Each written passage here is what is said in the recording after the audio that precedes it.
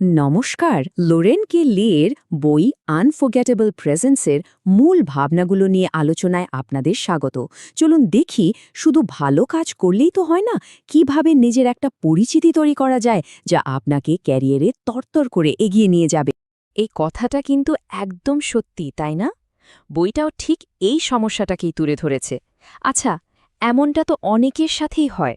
প্রচুর খাটছেন, দারুণ কাজ করছেন, কিন্তু দিনের শেষে কেউ যেন আপনাকে দেখতেই পাচ্ছে না।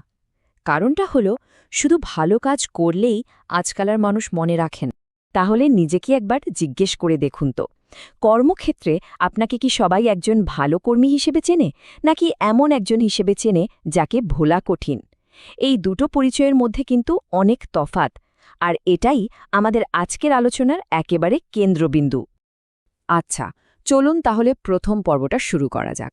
এখানে আমরা একটু গভীরে গিয়ে বোঝার চেষ্টা করব যে এত খেটেও, এত ভালো কাজ করেও কেন অনেককেই কর্মক্ষেত্রে কেউ পাত্তা দেয় না, বা তারা সবার চোখের আড়ালে থেকে যান। ব্যাপারটা আসলে খুবই সহজ, কিন্তু আমরা অনেকেই এটা মানতে চাই না। দেখুন, আজকের দিনে আপনার পারফরম্যান্স আর আপনাকে নিয়ে মানুষের পারসেপশন, মানে কে আপনাকে কিভাবে দেখছে, এই দুটোই কিন্তু সমান জরুরি। কঠোর পরিশ্রম হয়তো আপনার চাকরিটা বাঁচিয়ে রাখবে, কিন্তু আপনাকে বড় সুযোগ এনে দেবে আপনার পরিচিতি বা দৃশ্যমানতা। সত্যি বলতে, বেশিরভাগ বড় বড় ক্যারিয়ারের সিদ্ধান্ত কিন্তু এই পারসেপশনের উপর ভিত্তি করেই নেওয়া হয়। তাহলে এখন প্রশ্ন হল, এর সমাধানটা কি? আচ্ছা, চলুন দ্বিতীয় পর্বে চলে যাই। এখানেই আমরা কথা বলবো প্রেজেন্স বা উপস্থিতি তৈরির একটা ব্লুপ্রিন্ট নিয়ে। এটা এমন একটা কৌশল যা আপনার ক্যারিয়ারের উন্নতির জন্য বলা যেতে পারে একদম অপরিহার্য। বইয়ের সবচেয়ে গুরুত্বপূর্ণ কথাটা হলো, এই প্রেজেন্স কিন্তু জন্ম থেকে পাওয়া কোনো গুণ নয়, এটা পুরোপুরি শেখা যায়। মানে এটা একটা স্কিল। আর হ্যাঁ, প্রেজেন্স মানে কিন্তু মোটেও জাহির করা বা শো অফ করা নয়। এর আসল মানে হলো সঠিক উপায়ে নিজের কাজ আর নিজের গুরুত্বকে সবার সামনে তুলে ধরা। এই প্রেজেন্সের মূলত দুটো দিক আছে। একটা হলো আপনি কিভাবে নিজেকে সবার সামনে তুলে ধরছেন, মানে আপনার ক্যারিয়ার ব্র্যান্ডটা কি, আপনার আত্মবিশ্বাস কেমন, আপনি কিভাবে কথা বলেন। আর দ্বিতীয় দিকটা হলো আপনি কোথায় নিজেকে তুলে ধরছেন। সেটা হতে পারে মিটিংয়ে, ভিডিও কলে বা লিঙ্কডইনের মতো প্ল্যাটফর্মে। এই দুটো জিনিস যখন একসাথে মিলে যায়, তখনই আপনার একটা শক্তিশালী উপস্থিতি তৈরি হয়। বেশ, তাহলে এবার চলুন তৃতীয় পর্বে।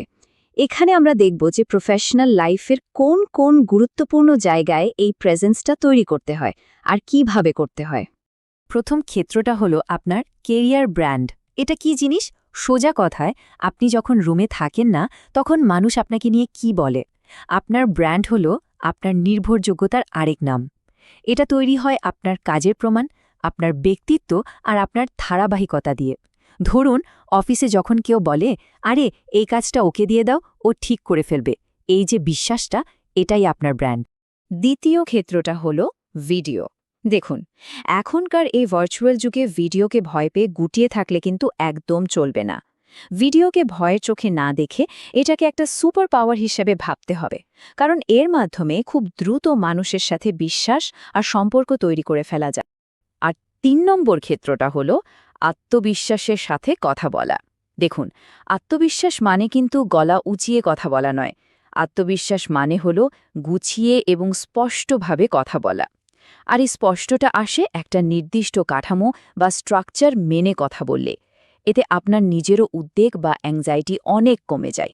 যে কোনো পরিস্থিতিতে আত্মবিশ্বাসের সাথে কথা বলার জন্য এই সহজ কিন্তু দারুণ কার্যকর 4টে ধাপ ফলো করতে পারেন। প্রথমে আপনার মূল পয়েন্টটা পরিষ্কার করে বলুন। তারপর বলুন যে এটা কেন জরুরি। এরপর একটা বাস্তব উদাহরণ দিন যাতে সবাই বুঝতে পারে। আর শেষে একদম স্পষ্টভাবে বলুন যে আপনি এরপর কি চান বা পরবর্তী পদক্ষেপ কি হবে। এই কাঠামোটা আপনার ভাবনাকে তো গোছাবেই, সাথে আপনার টেনশনও কমিয়ে দেবে। এত কিছু তো করলাম, কিন্তু এই প্রেজেন্স তৈরি করার আসল লক্ষ্যটা কি? চলুন আমাদের শেষ পর্বে, মানে চতুর্থ পর্বে চলে যাই। এখানে আমরা দেখব কিভাবে নিজের পদের থেকেও বড় হয়ে ওঠা যায় আর সত্যিকারের প্রভাব বা ইনফ্লুয়েন্স তৈরি করা যায়।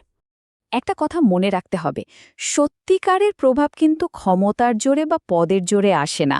এটা আসে দুটো জিনিস থেকে। বিশ্বাস আর ধারাবাহিকতা। যখন আপনার সহকর্মীরা আপনাকে একজন নির্ভরযোগ্য আর বিশ্বাসযোগ্য মানুষ হিসেবে চিনবে, ঠিক তখনই আপনার কথার একটা আলাদা দাম তৈরি হবে। অনেকেই এক্সিকিউটিভ প্রেজেন্স শব্দটা শুনলেই একটু ঘাবড়ে যান, কিন্তু ভয় পাওয়ার কিচ্ছু নেই। এটা আসলে মূলত 3টে আচরণের একটা মিশ্রণ: শান্ত আত্মবিশ্বাস, দ্রুত সিদ্ধান্ত নেওয়ার ক্ষমতা, আর কথায় আর কাজে স্বচ্ছতা। আর সবচেয়ে ভালো খবর হলো, এই প্রত্যেকটা গুণই কিন্তু চেষ্টা করে অর্জন করা সম্ভব। আর সব শেষে এটাই হলো পুরো বইটার একেবারে সার কথা। প্রেজেন্স মানে নিজেকে জাহির করা নয়। প্রেজেন্স মানে হলো নিজের মূল্য আর নিজের কাজকে এমনভাবে সবার সামনে তুলে ধরা যাতে সুযোগকে আপনার খুঁজতে না হয়, সুযোগই আপনাকে খুঁজে নেয়। তো সবটা শোনার পর এবার একটু ভাবুন তো, আজকের আলোচনা থেকে কোন আইডিয়াটা আপনার মনে হচ্ছে এই মুহূর্তে আপনার ক্যারিয়ারের জন্য সবচেয়ে বেশি দরকারি? যদি আমাদের এই আলোচনা আপনার একটুও কাজে এসে থাকে তাহলে একটা লাইক দিয়ে আমাদের উৎসাহ দিন। আর যদি মনে হয় এটা আপনার কোনো বন্ধু বা সহকর্মীরও উপকারে আসতে পারে তাহলে অবশ্যই শেয়ার করুন। কমেন্ট করে আমাদের জানান এই বইয়ের কোন ভাবনাটা আপনি সবার আগে নিজের জীবনে কাজে লাগাতে চান। আর ভবিষ্যতে এই ধরনের বই নিয়ে আরও সহজ আলোচনার জন্য সাবস্ক্রাইব করতে ভুলবেন না। নিজের যত্ন নিন, আবার দেখা হবে।